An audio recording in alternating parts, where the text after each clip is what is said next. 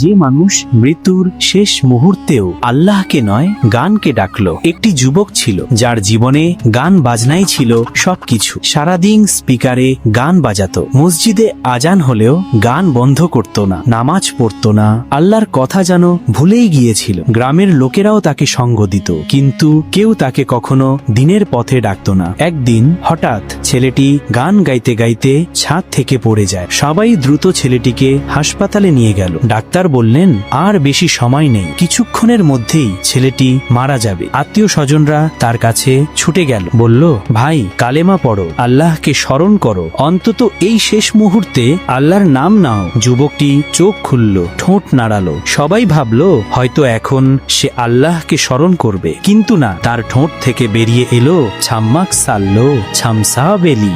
আত্মীয়রা হতবাক, চমকে উঠে বলল তওবা তওবা।